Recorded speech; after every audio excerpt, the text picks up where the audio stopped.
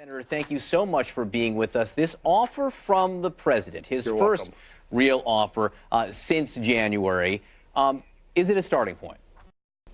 Well, it's a starting point in that it's better than silence. But what we really need is for the president to release the 7 spending bills he took hostage and then proceed from there. You're the second elected Democrat who's used the phrase hostage this morning, and it makes me wonder if that is something that's being passed around in language that all Democrats are using. What's wrong, though, with talking specifics of back and forth with the White House, with negotiators, before the government is actually open? Well, remember, the reason we use the term hostage, or certainly I've been using it throughout this, is because these are all bills that the president signed off on before he withdrew his support. And that was after he was beaten up by Breitbart for a couple days. So this is a very significant action on the president's part to undo an agreed arrangement. And from here, no, it's fine to start having this kind of dialogue about ideas.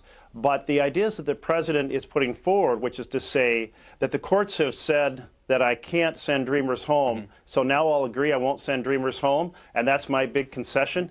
I don't think that that is going to persuade anyone. You know, I get that, but there are two different arguments going on here. One, there are those who say that what the president's offering isn't enough, and there are others who say we're not going to listen to anything he offers until the government is reopened.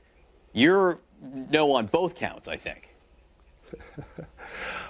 If the president had come forward with a very significant proposal regarding dreamers, regarding border security that is smart rather than border security that is a waste of our monies, or regarding something that is a go big proposal, such as back to the bipartisan 2013 immigration bill, we'd be having a very different conversation. Just to be clear, Democrats, including you, I believe, have supported some kind of new fencing in the past. You would be willing to support some new fencing as part of a larger deal? Absolutely willing to support smart border security, but not a 30-foot wall that wastes our money, fourth-century strategy, ineffective, and the president's turned it into a symbol of racism, which means that I think you're going to find very few Democrats support it.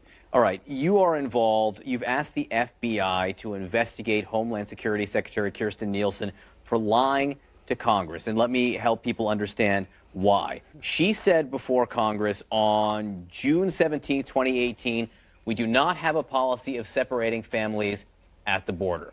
You are part of a group that released a memo that surfaced from inside Homeland Security, which was a draft apparently, that said separating family units, it says, announce that DHS is considering separating family units, placing the adults in adult detention, and placing the minors under the age of 18 in the custody of HHS as unaccompanied alien children. You see this as proof that she lied to Congress? There's actually a piece of an entire framework. So in December 2017, the planning's underway, and they're talking about the administration's discussing child separation as an integral part of a policy that will deter families from coming to our border.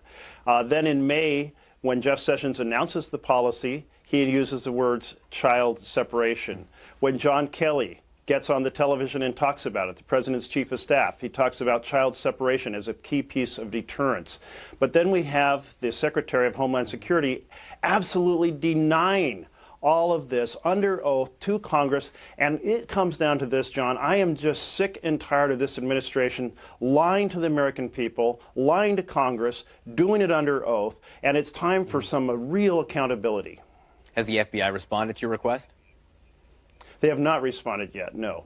But this is the official right way to initiate a referral to the FBI for pursuit of an investigation in perjury.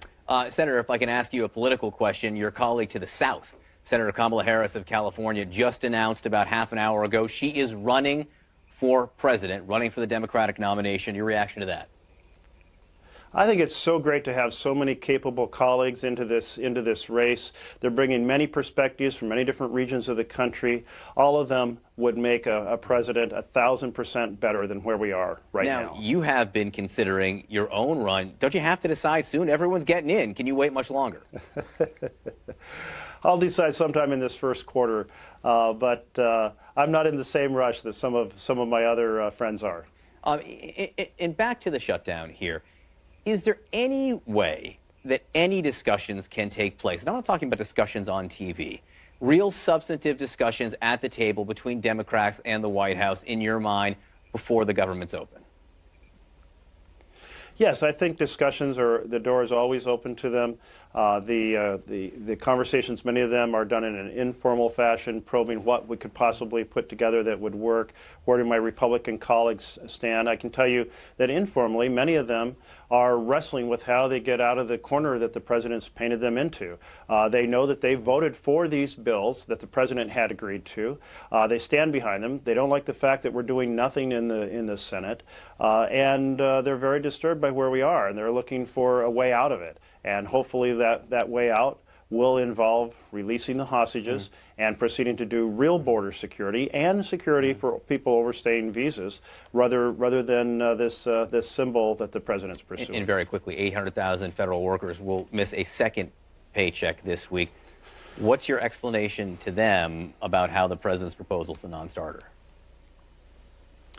It's a non-starter because he's not addressing real border security. He agreed to spending bills. He's withdrawn that. He's determined to hurt people at the same basically as part of a temper tantrum.